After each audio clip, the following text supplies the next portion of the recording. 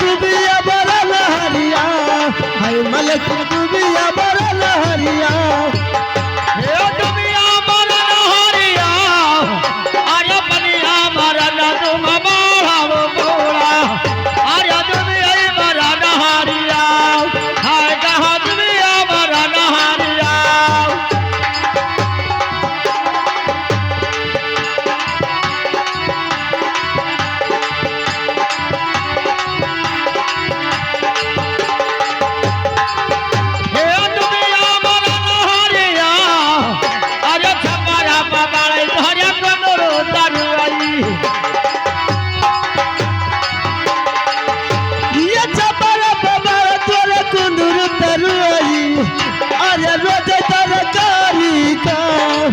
मलक रोज तरकारी का रोज तरकारी खाओ अरे जंबरा बाबा धरा कंदर दरवाई दादा रोज तरकारी खाओ हाय कहाँ रोज तरकारी खाओ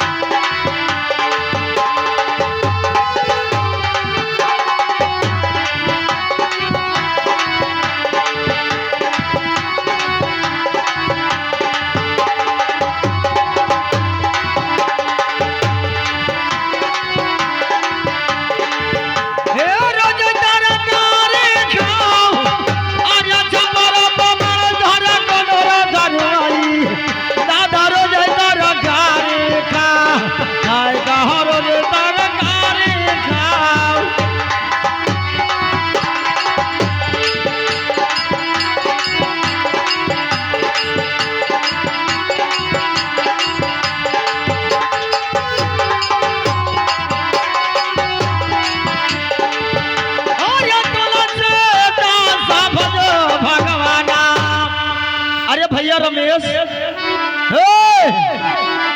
मेरी जो ना काली जी लगे नहीं आज ईटा ना हो ले जाओ धाव कई चक्कर कहे जाओ हर रात नित करो मावा पावजिया मिले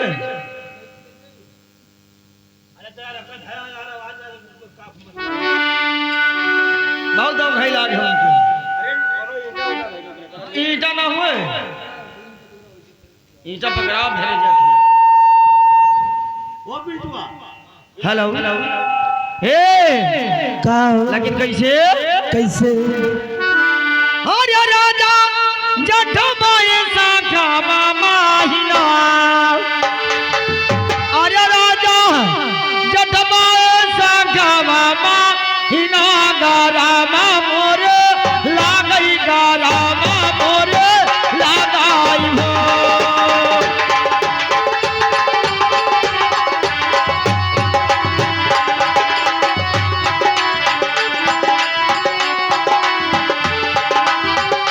राजा जटबा